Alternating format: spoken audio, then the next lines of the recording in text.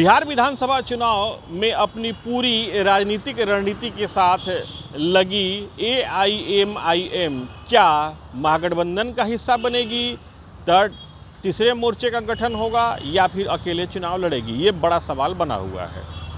दरअसल तकरीबन 15 से 20 दिन पहले एआईएमआईएम ने महागठबंधन में शामिल होने को लेकर के अपनी इच्छा को जाहिर किया था, पत्र भी लिखा गया था, लेकिन महागठबंधन की तरफ से अभी तक उस पर कोई खास रिस्पांस नहीं मिला है, जिसको लेकर के हालांकि एआईएमआईएम अभी भी आशा में है, लेकिन साथ ही साथ पार्टी थर्ड फ्रंट के गठन की भी बात कह रही है।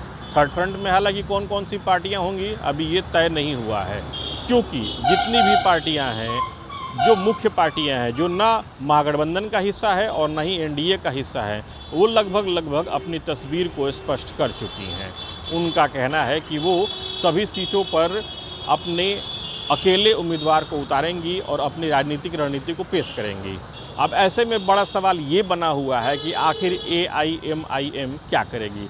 दरअसल पार्टी सूत्रों की माने तो एआईएम अभी भी महागठबंधन की तरफ से एक पॉजिटिव उत्तर के इंतज़ार में है। दावा यहाँ तक किया जा रहा है कि अगले 4 से 5 दिनों में कुछ बेहतर परिणाम सामने आ सकते हैं, लेकिन नेता प्रतिपक्ष तेजस्वी यादव ने जिस तरीके से राष्ट्रीय लोक जनशक्ति पार्टी और झारखंड मुक्ति मोर्चा को लेकर के अपना संकेत दिया था, वो संकेत एआईएमआईएम को लेकर के अभी तक नहीं दिया गया है।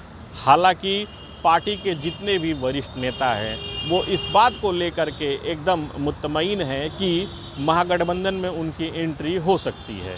पार्टी के नेताओं का यहाँ तक दावा है कि वो इस कवायद को केवल इसलिए कर रहे हैं कि राज्य में जो विधानसभा चुनाव होने हैं उनमें सेकुलर मतों का बिखराव ना हो।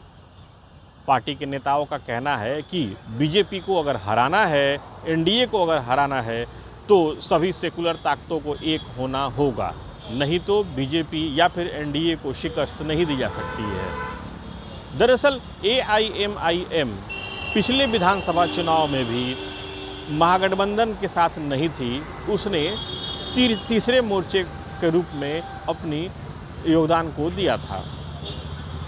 अब सबकी नज़रें इस तरफ ही टिकी हुई है कि क्या महागठबंधन में एआईएमआईएम की एंट्री होगी या फिर तीसरे मोर्चे का गठन होगा।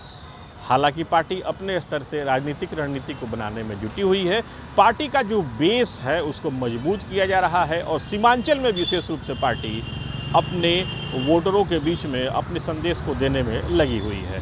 Sujit Kumar, TV9 digital, Patna.